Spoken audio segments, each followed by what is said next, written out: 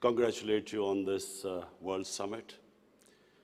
I'm so pleased that in the Muslim world also we've started summits like this where ideas are exchanged, intellectual activities promoted.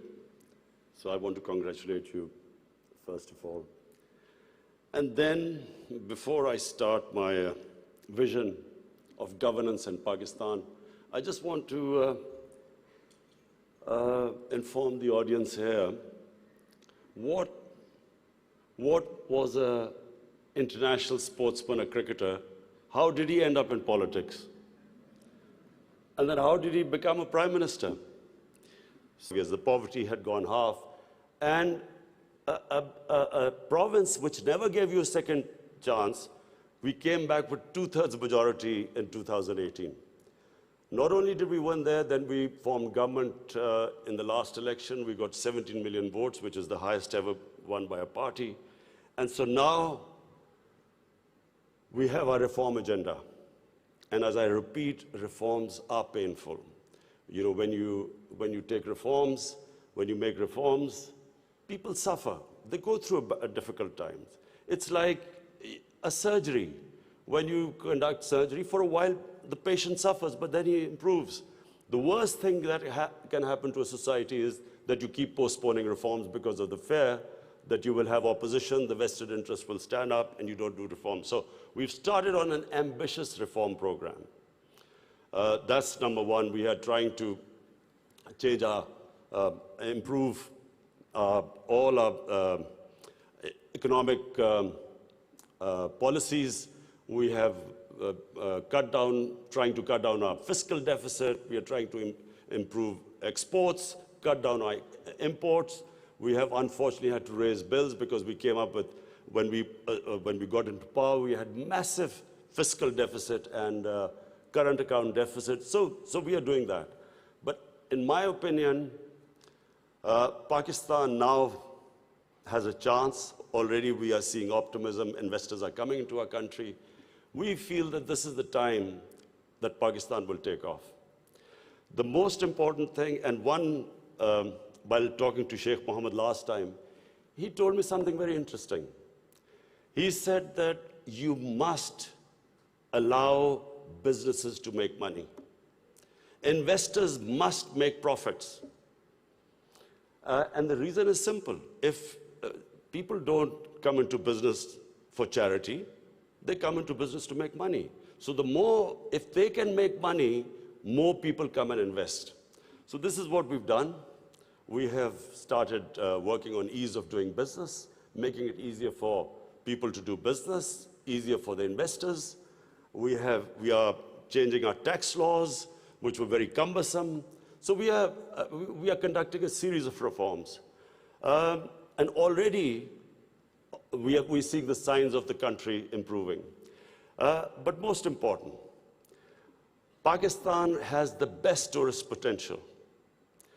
At the moment, we have hardly any tourism compared to other countries. But Malaysia, with just beach tourism and resorts, Malaysia has $22 billion it makes from tourism. Turkey, with beach and historical sites, beach tourism, Turkey has $42 billion from tourism.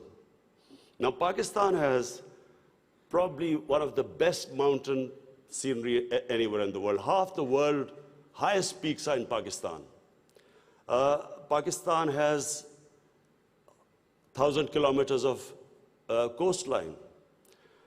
Pakistan has the oldest historical monuments, probably as old as anywhere in the world. We have Indus Valley civilization, which is 5,000 years old.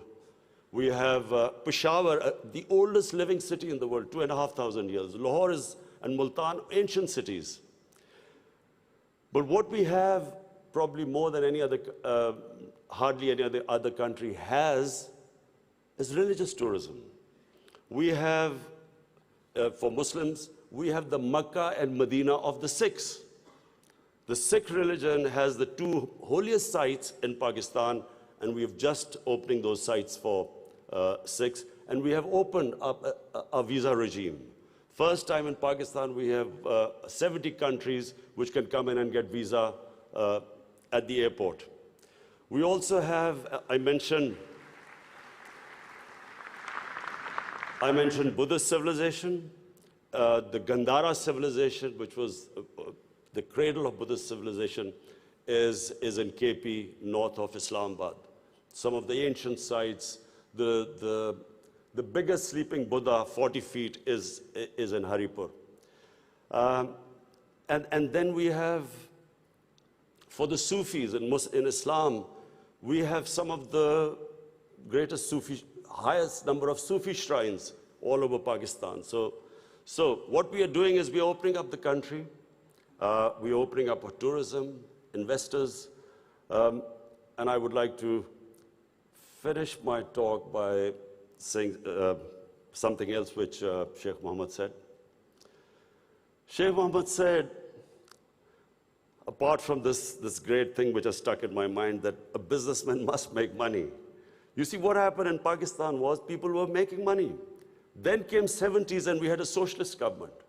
When the socialist government came in, everything went anti the big businesses. They was nationalized. And the mindset of our bureaucracy and our politicians was that somehow making money was a sin.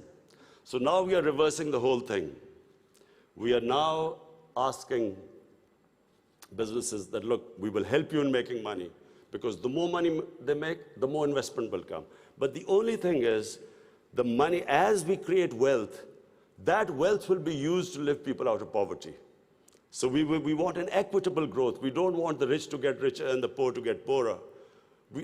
I'm really against this neoliberal economics where you have 62 people owning as much wealth as 3 billion people on this earth.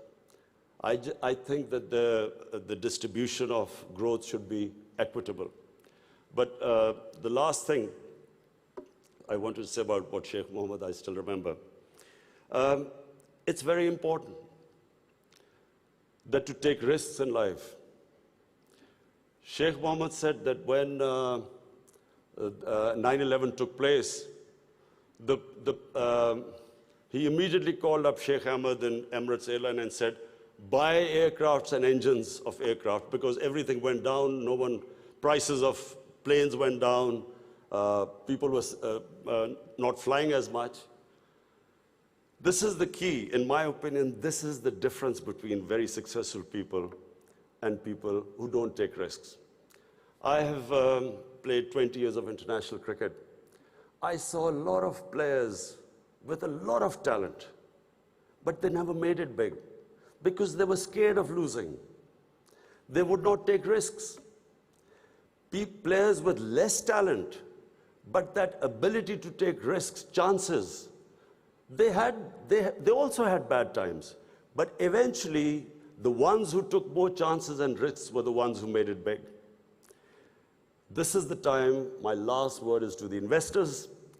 This is the time to come to Pakistan when it is just going on the upswing.